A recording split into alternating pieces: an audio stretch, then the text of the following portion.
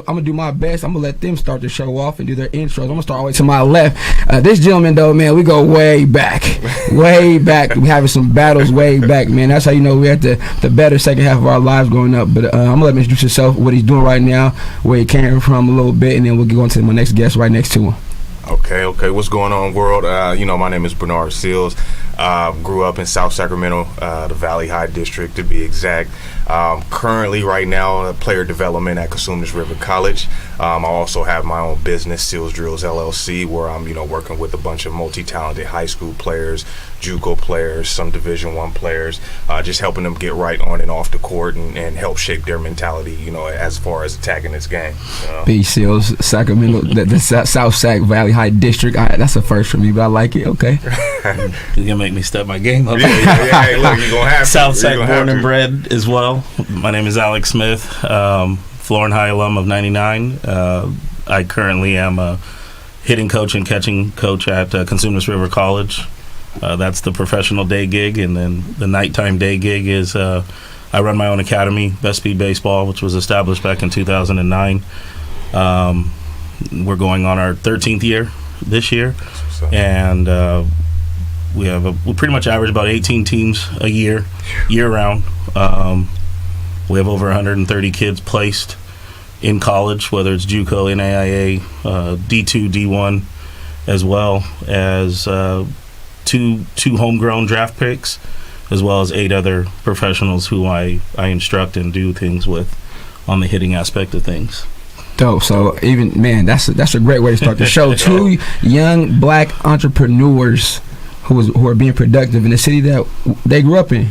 Yeah. So my goal is to add to the number, you know what I'm saying, add to the process and build something from the ground up like these gentlemen have done, but also be successful in it, but also take the mentorship part and the guidance part and the giving game part to a whole other level, because as we know, right, somebody gave it to us. Right. Somebody gave it to us. Mm-hmm. Somebody sprinkled us. Somebody talked to us a little bit about some decisions we should make or shouldn't make, and it is our time now to give back and do it 10 times fold. And so as we all know in the hoop game, 94 feet, we're going to pick this thing right up, but we got to do a little bit of history for everybody, right? So our selective areas are part of the town we grew up in, whatever sport we play, though. But Alec, I'm going to ask you first, though, as far as being the baseball, or not even that, just in general, man, starting day one, being a youngster in South Sac, what sports were you into, like, digging in as growing up? Because these cell phones weren't popping for us back then. Never. But activity, mom outside, what was it for you? I think we played sports in every season, right? So, like, if it was football season, especially like when you're in elementary school, you played football, you played hoop.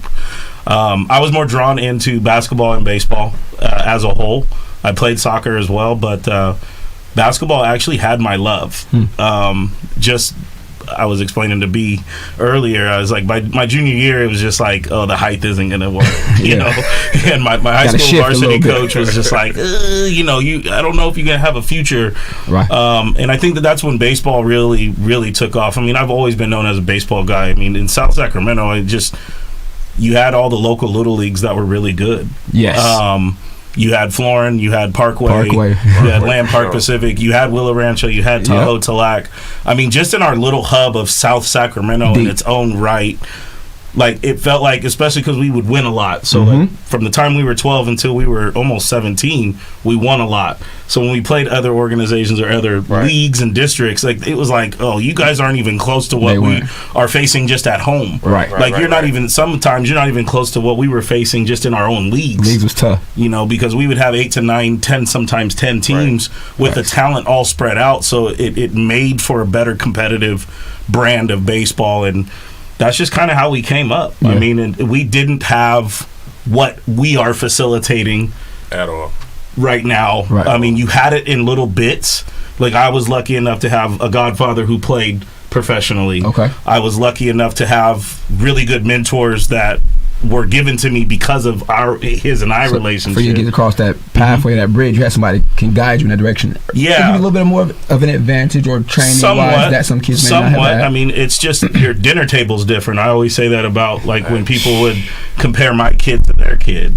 Like, you can't compare my son to your son because we go to a barbecue, there's 10 professionals, ex-professionals, that not just the money aspect, but just the wisdom aspect that he's sat around and listened to and soaked up that game. And so when you have that, like, it's a matter of using it to your advantage. Right, and I think that's where we've all come together as older generation now to this younger generation is we know the game and we're very versed in it. We're very culturally hip to what's still going on because not much has changed.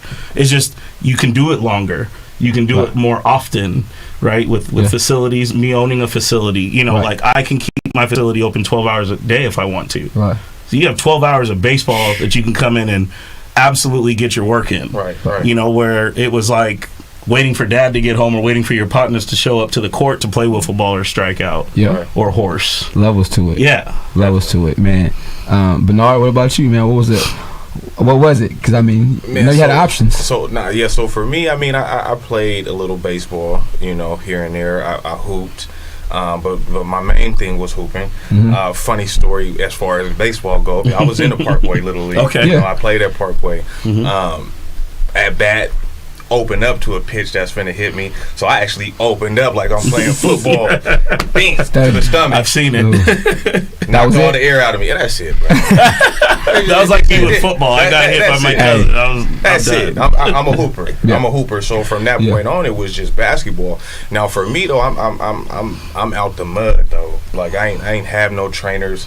Pops was nowhere, you know what I mean? Mom's was obviously busy doing what she needed to do to take care of me and little bro. And so for me, basketball was just, I'm at the park every single day. Yeah. I'm hooping. I'm at the park every single day. I'm hooping. Whenever I'm able to catch an NBA game, a college game, like I'm studying it. And that's back when the VCR, you know, we had the VCR. So I'm recording. Hit that button. I'm hitting the button. I'm recording Facts. it. I'm going back. I'm watching it over and over. I'm outside in the driveway on the slope. 3, 2, 1 in it. Yeah, all that. And then, you know, luckily enough for me, it was a church right down the street from me, you know, the Beacons. And so Pastor Dwayne would just open up the church for us and let us hoop. He, you know, you call the phone line, Beacon. Today at 3 p.m. we open. So every day I'm looking out the window, making sure that door open. Oh, that door open, I'm there. Yeah. And whoever in there, we hooping. Older, younger, it don't matter. I'm here to eat. I'm coming to hoop. That's dope. But right in the area where you live at, no, right down the street. That's what it was. I walk a couple was. feet down the street. I'm good. Bet. You know what I mean? That allow moms to be like, okay, you good. A little more comfortable. Yeah. You know what I mean? Go ahead, you good. Yeah, that's what's up. And speaking of Parkway, I played there too for years, all the way through middle school. I mean, we went one game out of TOCs. Some guys locally like Josh Lindstrom, a couple other guys. They was tough. Yeah. I'm the only lefty on the team, so you know I had to bat first. But so actually, before I get into this, who do you guys look up to in your respective sports? For me, baseball at the time, basketball was like I liked the guys, but baseball for me too, it was Ricky Henderson and like Barry. I wanted to run like Ricky. I probably couldn't hit halfway to get on base. I'm trying to get the stolen bases though. But give me some people you guys may have looked up to or want to emulate your game after during your youth years.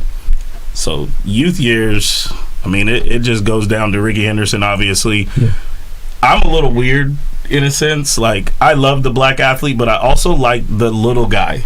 So I like the grinder dudes. I was more drawn into a Walt Weiss, a Mike Gallego, a Brett Butler, Juan Pierre. Smaller stature, because I knew I was never going to be 6'1". So, like, I was more reticent on understanding how to play everything, you know, as a middle infielder coming up, but playing outfield and then going and end up being a catcher, which was obviously a different thing because at the time there wasn't black catchers.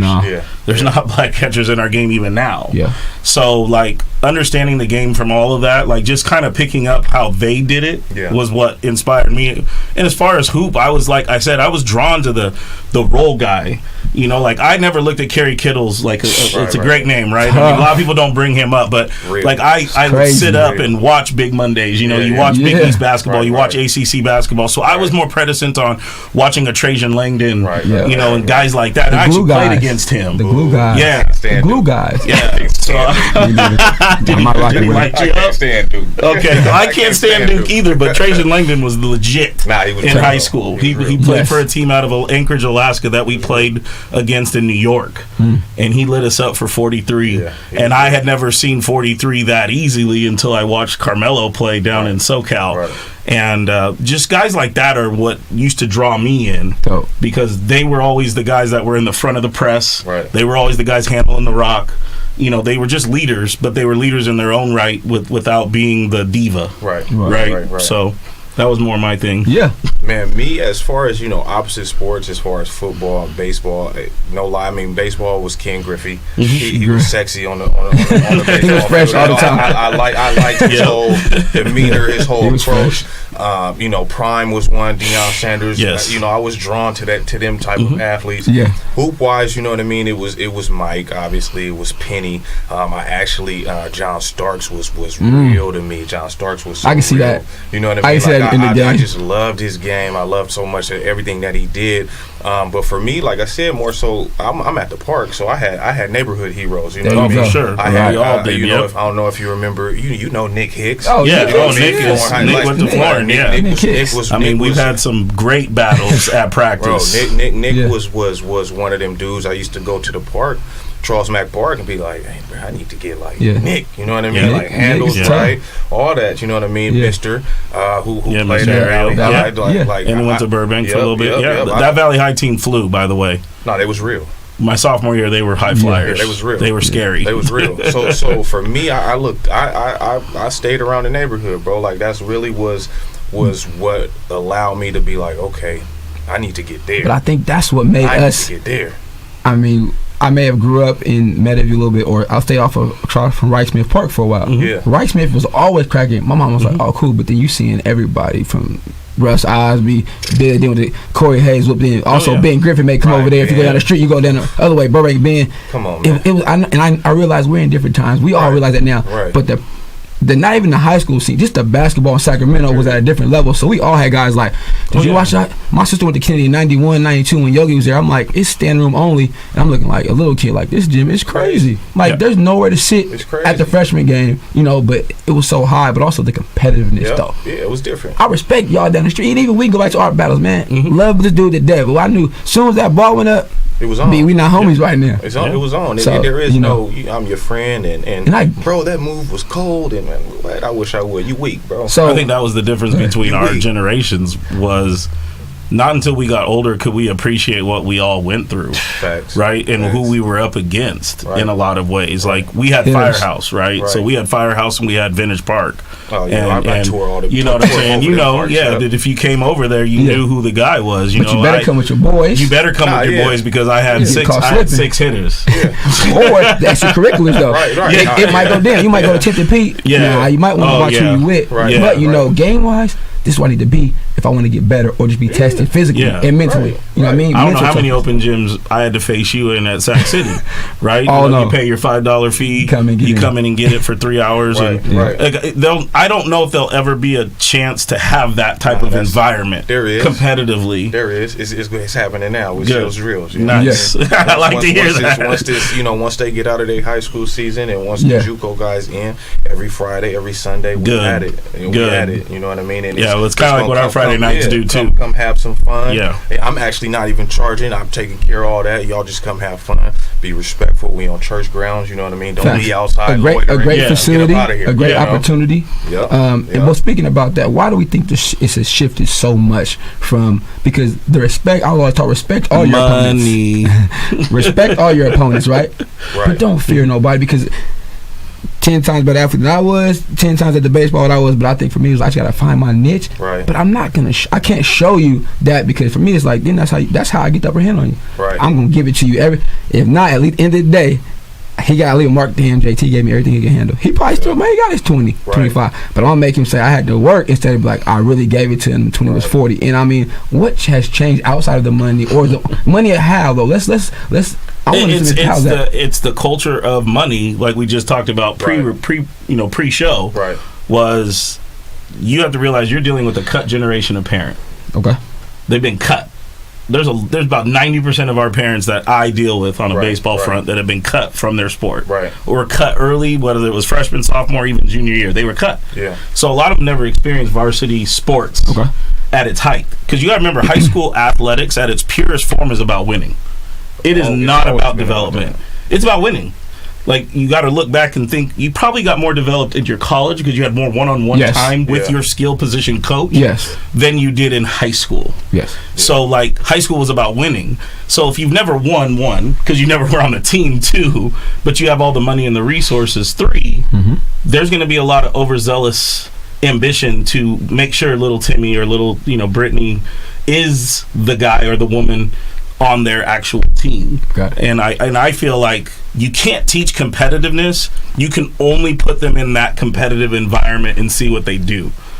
But competitiveness is not a taught thing. Right. It's a DNA thing. It's a want thing. Right. Like, if we get a basketball right now, I'm not going to want to lose to you in free throws. Right. I'm not. Right. We get a ping pong table. I'm not going to want to lose to you in ping pong. Monopoly, Uno, anything. It doesn't matter. We could play bones on the phone. We could, we can do any type. If I beat you, please, I'm gonna send a little message like, "Got you." Back. Run it back. That's exactly what it'd be. It'd be run it back. But a lot of times I see, like, our most competitive situations in my program are when they play with football. The most childish hood thing you can do, playing wiffle ball, I see more competitiveness than when I actually roll the balls out and they're in their nice uniforms and we've paid $1,000 to be at this venue. I think take it a step further. I mean, you got to look at the athletes that's leading this generation right now, and so if you look at the guys we grew up on, like I said, like a Mike, a John Starks, a Penny Hardaway, they were competitive. They was cutthroat. They let you know they was cutthroat. Now, they might have been friends off the court, but on the court, we got to see them really go at it. You look at today's leaders, I'm going to just use LeBron for an example, and then don't get it twisted. LeBron is real. He does everything he's supposed to, but he rocks these dudes to sleep. Yeah, hey, I'm your friend. I'm this. I'm that. We. But cool. I think that's another way that he's been a killer, though. No, but to take it a step further, these kids don't see that. Oh, for sure. They see the friendly part. Oh, for sure. You feel me? They have more access now, though. Like, on both ends of the coin, they have the on the court access, and they have the off the court stuff too that you get to see 24/7. But they're absorbing more of the friendly. Oh, for sure. I agree with that aspect of it than the killer aspect. Question of it. For sure for you. Draymond Green Braun. Somebody in high school call you, he calls you in college. Right. Are you ever cool after the fact, or is it always like, nah, you can't call me that? You know what? I'll keep it. Maybe later on down the line, but I'll keep it solid with you. If it was on the court and it was what it was on the court, then I can take that in that heat of the, and it's how you really mean it. I know you don't really, you know what I mean? Like, I know you don't really mean it like that. You know what I mean? Because we can't even really. It's WWF at that point. You know what I mean? Like, now, say we was at 24-hour fitness or at the playground and you said that, then let's see what you really talking about then. Right. I ain't finna lose my bag behind this. You know what I mean? And I know you don't even you likely saying that to get me to do that, because that's the other mental game you playing right now. And in sports is mental as well. It's mental as that's well. What's up. Exactly. Yeah, great points, and we're gonna keep hitting on it. But I do want to hit about just us being from Sac. We talk about some times, right? Glory times, some times we remember.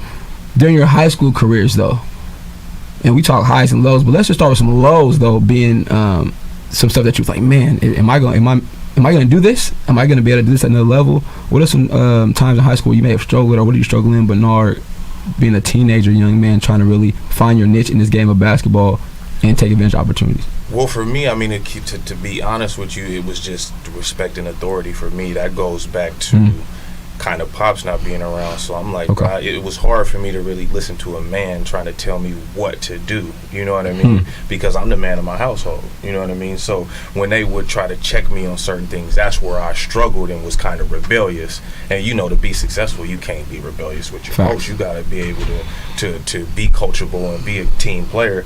I never doubted can I do this or can I hoop? I mean, I used to feel more disrespected than anything as far as my talent level and the work that I put in. For instance, my junior year in high school, I should have 100% been starting. I don't care what nobody say. Everybody know it. You know what I mean? But for some reason, Coach had me coming off the bench. Now, nowhere in America at a home game has a 6-man ever been announced with the starting lineup. You know what I mean? And at every single home game, they would say, starting at 6-man, Bernard Seals. So I'd run through the whole starting 5, whole rigmarole, but I'm coming off the bench. But that's what let me know, like, okay, these politics is real. You know what I mean? It's some type of politics going on behind doors that he ain't finna start me. But he gonna let me know that. I never knew you didn't. I couldn't. Now that I think about it, though, your junior year, because you 99. I mean, 2001. 2001. I did not realize that, B. I'm coming. I did not realize. I know that y'all was deep, but given the offensive power that you brought, I did not realize that. Especially that's crazy. No, but I mean, for me, like I said, playing this game from 7th grade on, the politics is real. Like how he mentioned, we don't have the guys that we have now providing the tables that we have now. It was far and few in between, and these guys are still around from when I was doing it. But they were selective on who they allowed on their AAU teams. Oh yeah, they were selective on who was able to come train. Well, honestly, it was a secret. It was a secret society, and it's how I got into it. Exactly, but it's how I got into my field. Or if you went the guy though, because I know I never. Oh, for sure. I made one Nike League team, whatever that little month that was, but that was a senior year. Got lucky, but then it just happened to be again knew somebody, the coach who I went to middle school with his son, and the team was good. He said, you know what, bring JT with you, because if not, I walked in the gym though. Nike League, it was some dogs in that gym at Florence High School. It was like, what did it try out? Them ugly maroon, burgundy, white jerseys. Hey, don't call them ugly, I mean, that wasn't. Not Florence. I'm talking about the Nike jersey. That brown Nike jersey. I had brown and white too. But it was that secret society though, because everybody can have one. It was, and the only reason why I think we knew about that was because it was actually hosted at our gym. So like we were very much encouraged to play summer league, AAU as far as Nike was concerned, but. Like my first taste of travel baseball, I played for NorCal, which is still a very relevant travel organization in the nation. They're still putting out kids left and right. Right. And that was a hush-hush phone call. Right. It was a phone call from Rob Bruno saying, hey, come out here. Everything's taken care of. We have 4 destinations that we're going to this summer and fall. You are expected to be here at this particular time. Show up, play. Our summer schedule was basically college teams at the time because there was no rules about having your college play in the summer. So like we were playing Stanislaus State, we were playing all the JCs out here and Stan Musial and things like that. So like I think the secret part of it is when I got out of baseball and then I realized what are they doing at this park? Like, why are there like so many trucks at Mather? Right. And just pulling up on it, like, well, what the heck is this? Yeah. And it's just like full-fledged, just kids. Right. And it's like $750 for 3 games. Right. Like what? Like, see, you can't play a doubleheader at your own park. Like, I mean, that'll cost like $10-15 maybe per player. I mean, we're talking about a billion dollar industry, not just with baseball, but with all of the sports. Right. With soccer being the headway of it. People don't even talk about soccer how they should, but playing competitively, I saw it. Like you get on a plane, you go to the Surf Cup down in Escondido, and you fly right back. 5 days later, you're in Santa Cruz. Yeah. You're doing something. Right. But now it's like go. It's train go. I mean, you saw how much I traveled in the fall. Gone. It's train Monday through Wednesday, Thursday morning flight. Yeah. Friday, Saturday, Sunday, Monday. We are in front of college recruiters and pro scouts. See, and I'm actually the opposite. I never played AAU. I never had the opportunity to play AAU. I mean, I traveled once with the Beacons. That was my 8th grade summer going into freshman year, but that was it. That was the only thing, and that was a little church league. So I never played AAU, and like how you said it was a secret society. Like I felt like it was actually bums. That was it. I'm not going to sugarcoat nothing. It was bums that was getting these opportunities. Well, they had the money and the resources. That's the problem. Fact. So I can't knock that. I can't knock that. And so now that's why when I see the emphasis that's put on AAU, I see how it can be a great tool to be seen and get out there. But at the same time, it's like, if you put your head down and you get to work, and if these names is in your city and these names is supposedly them guys, you gotta check them off your list. Go eat them. Go eat them. If they goats, go get them. That's why I call it, with my business, it's called the League of Shadows. Like I could care less about the kids that, I'm this or I'm that. Oh, yeah. Bro, go do what you do. I want the kid who really can't send him this place, who may not be able to have him at every event, and you just come work. Let's come work, and then I'm gonna put something in your back, put this battery in your back, put something in your mental. When you come across these kids, eat their food. And honestly, I'm gonna be really real with you. You sound like how I was 14 years ago, and that's a beautiful thing because I can sit here, just celebrated 41 on Friday, right. and really be reflective on like hearing your passion about that. Like, do it. Right. Like whatever resources you need from me, I'm there for you. Oh, because bet.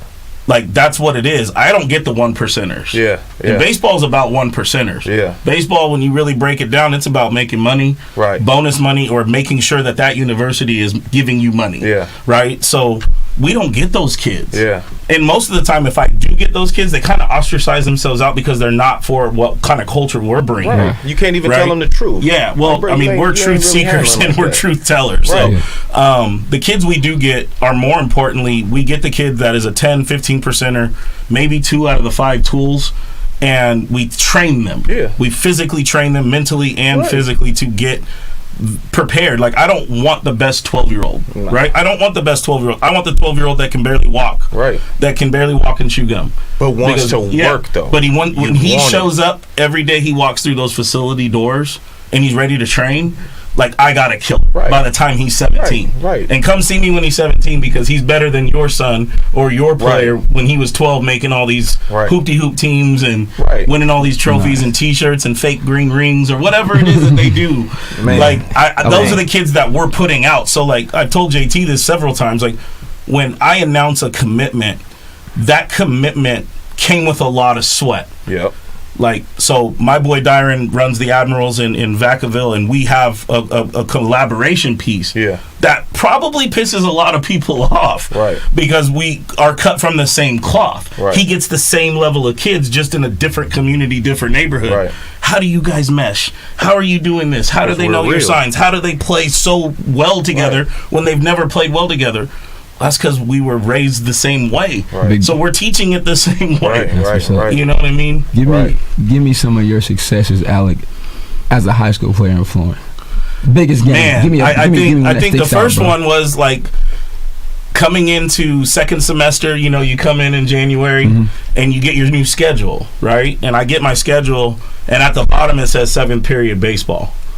And I'm like, huh? I'm on there. Like, you know what I'm saying? Like, I'm that boy. Like, okay, like I played the fall with the varsity team, but like really anticipating being a JV baseball player. Okay. I'm not the freshman. That's not even a thing. Right. Like, it's gonna be JV. Be the starting catcher on JV. Okay. Be the guy. Be the 3 or 4 hitter. And then all of a sudden, it's like you have 7th period PE with the big boys. And it's embarrassing, but it's funny because I only had molded cleats at the time. Yeah. So, like, they were actually painted spray paint blue for our all-stars. So I hadn't had my spikes yet. My dad's like, you can't get spikes until you make the team.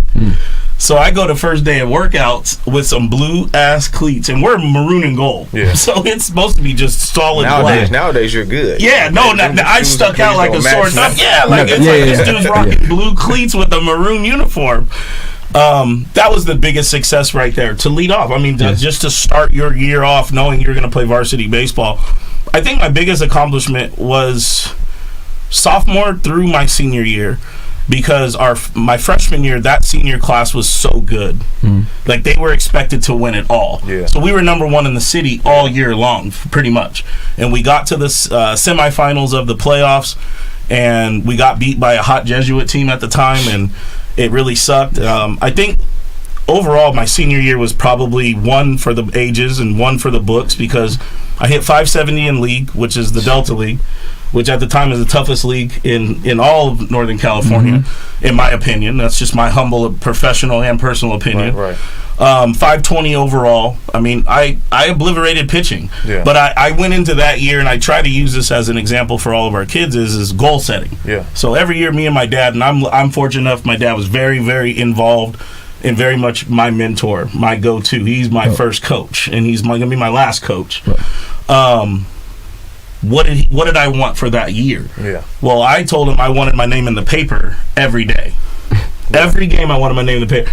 Not for catching, because you can get in for catching, because it always have Smith right there. You know, before the record. I see what you mean. I wanted my name in that paper for hitting and for everything you could do offensively. So that was my goal, was to have 2 RBIs or go 3 for 4 or have a home run or have multiple hits and be consistent. And, you know, a 29-game hit streak out of 32 games, you know. Yeah. I that broke when I played your alma mater, Valley.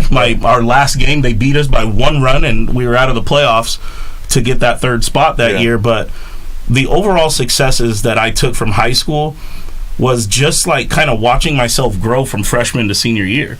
Like that's a true success. Like a lot of kids nowadays that have that flame out by the time they're juniors. Right. So like being able to sustain that hunger throughout all 4 years, when I look back on it, that's my biggest success. What about you, B? Same thing, man. Just kind of always being doubted, you know what I mean? Even coming into freshman year, you know how you sit around the lunchroom tables and this, that, oh, he's this, and he's that, and he's this, and it's like, nah, bruh. Nah, and so to be able to start, I went up the ranks. That's why I tell these kids playing varsity is cool. But I mean, if you play in your age group, you play in your age group. Show what you can do. You gonna earn your spot if you really is that boy that you feel you are. So starting at freshman, starting at JV, and then whatever happened junior year just fed everything else to where I'm like, okay, come senior year, we had that good team where we obviously seen y'all and whatever. So going into that senior year, it's like, all right, I'm coming for everybody who is in the paper, everybody who, so I got my paper clip sack B of the week and end up getting Optimist, making all tournament teams at every tournament we went to, you know what I mean? Going down to the San Luis Obispo tournament, running up against Crenshaw High and playing them boys and really just dogging cats who went on to UConn and this, that, other college, and it's like, no, I'm here, you know what I mean? And you're going to have to put respect on my name. And what really stamped it is, okay, we make, at that time, Optimus All-Stars was everything. That was it. That was it. So you were a local celebrity. You're him. You're him. You made it. Yeah. And so for Coach to come at that time and be like, Bernard, Arthur, y'all made it. Optimus All-Stars. And for me, it was like, stamped it. Told you. I don't need your AAU. I don't need the politics. I told you, when I see you, I'm going to eat and we're going to do it. And what really solidified it is you go to that practice. You go to that practice with the guys that also get selected. And not only that, but the coach says, he goes through his plays and everything else, and he's giving everybody instructions. And he literally come to me and my man, he say, y'all just do what y'all do. That's it. Be you. Y'all just do what y'all do, and that's what let me know. Like, this is it. You talk about this is it, or what you want to get to. Both of you guys, where does the drive come from? Because like you said, some stuff people say it's in you, but I think it's a learned tactic because you're not just born with that it factor. My pops. You have to be okay. So that is like. And that's where I feel for you, right? When I feel for other young black men because it's real. Men that are my age, I feel for them because I had my dad. Right. I still do. That dude's Superman. Right. I'm talking about 6 a.m. stretch, run, do his calisthenics, whatever. Come in 6:45. Breakfast is on the table by 7:10. Hold it down. He's out of the office. He's out of the house with a suit and tie by 7:30 for 8 o'clock. But they don't see the behind the shadow hours in the morning. Yeah. So they don't. A lot of people didn't know. Not only did he work a 6-figure executive job, but he also volunteered his time for 20 plus years within our Little League district. Right. Ran District 7, ran Florida Little League. So, I was living with Superman. Yeah. I was living with what you're supposed to have, right? We'd all even aspire to have a little bit of. Just a little bit of. Whether it's your grandfather, whether it's your grandmother, he's my hero. Dope. He's somebody that, that's the drive. Shout out to Pops. Man. Yeah. I mean, there's no other way I can say that, I grind the way I do because I watched him grind the way he did. Right. So it's there's nothing left other than to do that, right? You can't half-ass the game. You can't short-side what you're trying to accomplish. It's put the work in and you will see the results and trust that process. B, what about you? I mean, the disrespect drove me, bro. Coming out of the 6th grade, and I'm going all the way back to the 6th grade. Yeah, 6th grade playing basketball, I was him. I was nice. Confidence. Nah, this at Charles Mack, right? So this at Charles Mack Elementary. Nice. Oh, you know what I mean? I had one. This was the only male who really I respected. It was a black teacher, black man by the name of Mr. Brown, and bro, he taught computer class. You know what I mean? I still remember, man, get your fingers lined up. You know what I mean? But he taught our basketball team and coached our basketball team, and he just instilled so much confidence in me, let me do my thing. He told me I had the talent, but then when I got to 7th grade, I ended up playing for a certain coach, who broke that, who took it all from me from politics and having his little players, this, that, and the third, and like I can go back into that time and see where he broke my confidence. You know what I mean? To where I started to accept, I'm just a shooter, or I'm just this, or I'm just that. Where I have a whole overall game, and so it took me going through my 8th grade year of you know, playing here and there, being successful, not seeing the floor, and being on a really good team. I think we was like 33-1, to where after that season ended, I said, nah. Because it was even guys on my team where it was like, y'all on my list now. You know what I mean? For sure. Respectfully. I mean, you know what I mean? Y'all on my list now. What that drive for you does, and what I'd like to instill in my players is like, have that list. Be that killer. If you don't have a list, if you don't have something that you're striving for, then there's just, what's the point in playing? Right? Like, what's the real point in playing? Like, if you were in my era, which you were, but if you were 90, let's say you were in school in 97, 98, I'm trying to murk you, and you're doing the vice versa. And I didn't care how tall you were. I didn't care who you were or what. I mean, I had to face Matt Barnes several times. Right. Like, and it's just, you have to find your way. You have to figure out a way to be successful, or to, you know, take that charge and get him his 4th foul in the 3rd. Just the little detail things. And that's why I go back to, for us, is like, it's cool to like the sexy, you know, pick per se, right? The sexy overall athlete, and Dion is great, right? Like, and all these guys are great. I used to marvel at Bo and Dion because they both played. They did work. They worked, though. And you didn't get to see that, though. We didn't have inside access, like I said. Now we do. Now I get to see how Mike Trout goes about his business. I get to see Shohei lift weights, throw a bullpen, go into the batting tunnels, and do his whole regimen. And I can either choose to do that regimen, or I can choose to do my own. But there's a lot of choices. There's a lot of different avenues that you can pick and choose to do and to emulate. And I think the number one thing, and you guys correct me if I'm wrong, young men and women today lack imagination because of the phone, because of the TV. We had to use our imagination. So like you said, on the spot type stuff. Yeah, but like just by yourself, you would take a ball and go 3, 2, 1. Yeah. Well, tell me what your surrounding optics were when you were saying that. Oh, yeah. It was a gym full of people. Gotcha. Well, do you see what I'm saying? I think from a visualization standpoint. Metaphorically speaking, like, this generation is a microwave generation. For sure. They want it quick. Bing. But my high school coach was off the stove. Called us the microwave generation, though. And this is 98, 99 he called us the microwave. He said, you don't know how to make a pot roast. I didn't understand the analogy until I got like 35. But that's it. I mean, we was off the stove. Yeah. Right. It took time. It took time. Had to feed it, cook it, let it make, take some L's, lose some, you know what I'm saying, lose some fuel, some fire a few times, and go through that. But I think the consistency was key, right? I think everybody just stuck with it, whether it's good, bad, whether hard, whether not successful, or not having the dad around, but also it was like, you know what, I still want to do this because this is what I love to do. That's what I love to do. So I love to do. I love that's the biggest thing, right? I love to do. And speaking of love, right, both of you gentlemen right now currently have flipped your love into self-operated, whatever businesses, right? I don't even know, I couldn't imagine myself even being here 20 years ago doing this for everybody to see, right? But now, with the resources we have available, I mean, Bernard, I will start with you with this one, because what was your giving push or last wave, like, you know what, I'm going to do this 100% all the way, the right way, correct way, get it stamped, and just start this business? Bro, I can't even lie to you. This was something I never wanted to do. Like, my whole model, like, if you can't hoop, you just can't hoop. I really looked at it like that because, like I said, I didn't have a trainer. I didn't have none of that. It's just something I wanted to do. So for me to shift my mind to be like, oh, I can teach, it took a lot. So the story, it's funny and not at the same time.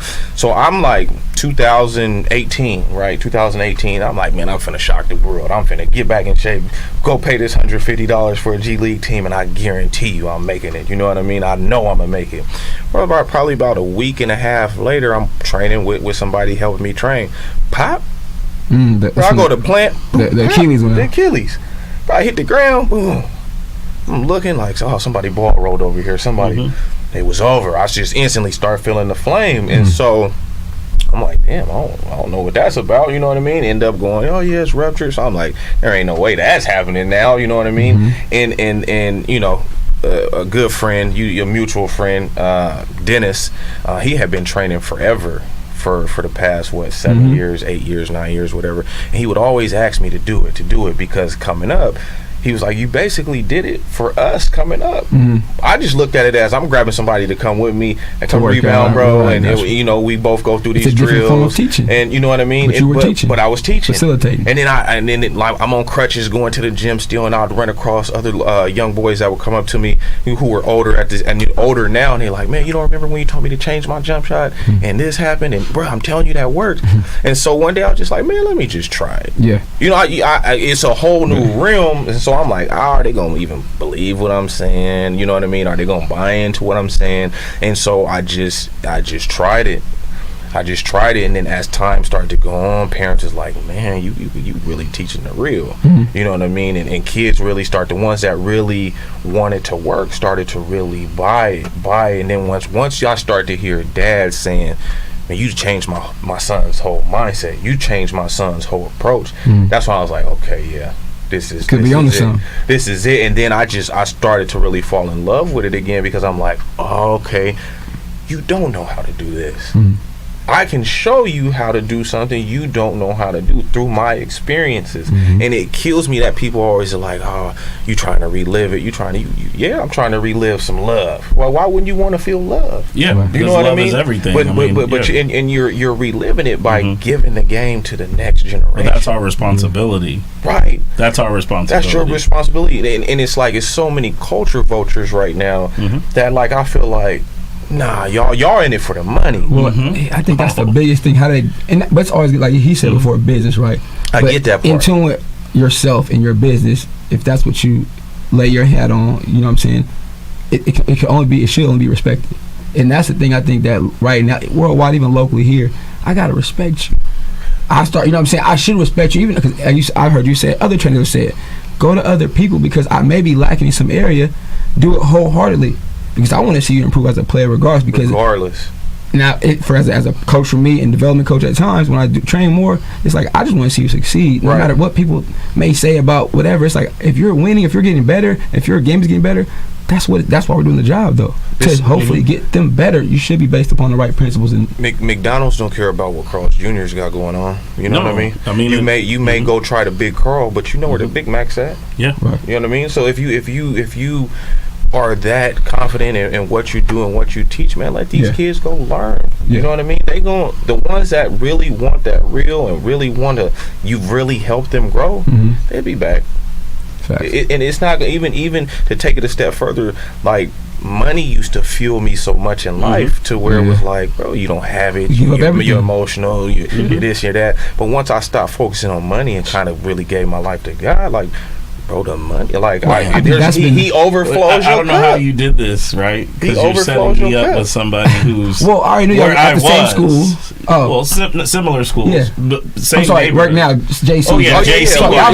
That was my first thing, as far as getting two people together locally who also. But that's why I said this. I'm hearing him, and I get chills. But that's a good thing, right? Because it was meant to be at the same time. And we talked before about making next level. I mean, doing things off shadow hours. Nobody sees it, but it's always good to have somebody in your corner. Nobody looking like, hey, dog, you good? Yeah, I see you keep pushing. He does that, bro. To keep me doing it because I know y'all got long hours. I mean, you talk about burnout too. We were raised before we saw try to get money, support the family. Yeah, you know what I mean, and try to provide for your people. I want the people not even ask me if they ask though. I got it. And for me, that was like, I remember working 8 hours at DMV, then go coaching 5 more hours, then go work an 8-hour shift at the overnight shift at the children's senior home, and go to work the next day. Like, JD, how you do it? I don't know. I'm trying to do my best to provide, but it was wrong. It was the wrong way, right? When we give away our mental, our physical, but that's a blessing. You can find something you can do. It's not work, but you're still giving back. Life is different. It's not work. I don't think you ever look at showing up to CRC or even showing up to your own stuff that you have going on in your business as work. It's the highlight of the day, bro. Yeah, it's I tell people all the time, I'm a kid, man. I get to be a kid every day. I'm 41 now, and I play baseball every day. I teach baseball. I'm around it. I get to throw a ball. I get to swing a stick. I get to be around. I get to chew seeds. I get to do all of these things that were very nostalgic as a young man. And so when you're able to tap into that, I think like it's God's will and it's God's grace that He's able to give us those tools to be able to teach. Facts. Right? And Facts. a lot of times we're teaching through what we went through. Mm-hmm. And what has helped me become a better teacher or a better mentor is just relatability. So I get the same level of excitement from a dad or a mom, like, oh my God, you're changing his approach, you're changing his mental. It's because each kid's different, but I can relate to each kid that's in my program somehow, some way, like whether they're going through a divorce, been through it, from my parents and from myself, okay, or single parent home. All right, when I went to my mom's, it was single. I mean, I had to go to Miss Barbara's house because she was out working multiple shifts, and I always wanted to stay at my dad's house because both mom and stepmom and dad are always there. So there was a level of things that I didn't want for me that I knew made me uncomfortable, but then there's a level of things that I know make me comfortable with being uncomfortable, if that makes sense. No, I got you. I think that's the biggest thing, is getting these kids uncomfortable in situations where they can just adapt and learn. But while we're on the topic right now, you have to talk about your businesses, but what's next? B, what you got going on right now that you're working on that, and where can they find you at too? You know what I'm saying? We got the social media outlets and stuff like that now, so first off, I gotta make sure y'all follow the bros right here. So put it out there, Bernard, put it out there. So I have Instagram. It's at Seals Drills. You could definitely find me on Instagram. That's where I do a lot of stuff. My website and everything as far as booking and things of that nature. Time's limited, and it's a blessing, because a lot of these parents and a lot of these kids, as soon as their schedule's up, it's filled. You better get there while it's open. And I'm not the type, I don't, as time goes on and I am able to do this full time or have more time to do it, then I'll look into getting certain ages and things of that nature. But right now, it's limited, and it's for the people that really want to work. It's for the people who really want to work. Other than that, it's all CRC. It's all player development to really help our program and the culture change. You know what I mean? Like, I came through CRC myself. You know what I mean? John, our head coach, Jonathan James, like, that's my guy, and I got him 100%. You know what I mean? Solid, so man. For sure. Man, like, you know what I mean? Like, I was 2 months into training, and he called me like, man, come. Smart. It was smart move. The man's smart. And so. And now I'm lucky enough, I've grinded through COVID, like, and going back to the whole money thing, I trained during COVID outside in the Sacramento heat for free. You pulled up a couple times and seen guys out there, even from different JCs out there. I'm out there teaching for free, and to where I was even a volunteer coach. To where recently he like, nah, look, I got a little bag for you. You know what I mean? It ain't nothing major or nothing like that, but here go a little bag. Paying your dues, come back around, not when we want it, but on time. On time. I will say that, like I said, it's all a blessing. I don't take nothing for granted. I appreciate every single opportunity I have. Like, when I tell these kids, man, I appreciate you. I enjoy your company. I'm glad you trusted me to help you on your journey. I mean that, bro. I mean that. You know what I mean? Because I want to show you the things that I necessarily wasn't shown, and I want to be able to help you in ways that I wasn't helped. Hopefully, it definitely helps you succeed on this journey. To piggyback off that is that you are teaching young men and women that relationship building and relationship sustainment matters more than anything that you can do in this world. Is understanding how to manage and fluctuate a relationship properly through channeled communication, through nonverbal communication, through your actions. But I didn't learn that until I was an adult. And a lot of us don't learn until we're adults. all through a ball, though. All through a ball in the facility, right? That one ball can give you guys all that. Just gives show life. You all that, right? Life. Also, where can they find you at, Alec? Because I know some baseball will be watching. You know what I'm saying? I know they watching. They tuning in. So the professional baseball side of it is at Best Speed Baseball, and then Cage One Approved on Instagram. I'm meticulous about my personal one. Right, of course. That's it. You got to be fam. I will say this though. I feel you. A lot of it used to be channeled through the person. Right. So separate the two. And I've talked to JT about this several times. I've got 2 master's degrees, one in education and one in communications. And my first belief was you got to give them everything. Right. And the more I'm getting into this, it's like the less that I want to share. As far as being public, come and see it for yourself. Right. So you can find me there. We have an app that no other organization in Sacramento I know has. We have a dedicated app that was done by my boy Isaiah. We've had it for 8 years. You can do everything on there. Right. Fire. We try to be a class 1 organization. Right. It's when you walk into my facility, you walk in, it's gonna feel like home. Yeah. You may not play baseball, but it'll feel like home. Right. Because the music's blaring, Well, we're I'll yelling come and in there screaming, and we're throw rocking. 90. Yeah. I'll come If in you here and throw throw a 90, brother, I got a job for you. Yeah, I need a little contract. If you have a couple of more years of eligibility, we might need an extra closer at CRC. But Will definitely. you know, and to hit on the CRC thing, I'm forever grateful for Donnie Miko. You know, he's been a mentor of mine since I was 12 years old. Okay. He's our head coach right now. Yeah. So there's nothing better than going to work with somebody that I've known for 30 years. And you can trust. Like-minded. And you can trust. 30 years. Yeah. And I can bounce ideas off. And I have numerous amounts of friends, Joe Thurston, Scotty Haynes, you know, guys that I can trust, Kevin Kiefer, you know, dudes that have the same mentality I do about Makes the it game. easier. And you can actually bounce ideas off of them. Yeah, we talking about trust, right? It gets Yeah. tricky We out talking here. about trust, though. Well, you know, because you say tricky. it's Let me hit on tricky. trust though. Let me hit on trust though. As far as just as an uncle, my nephews sending them to somebody I know and trust. Yeah. I can see the results.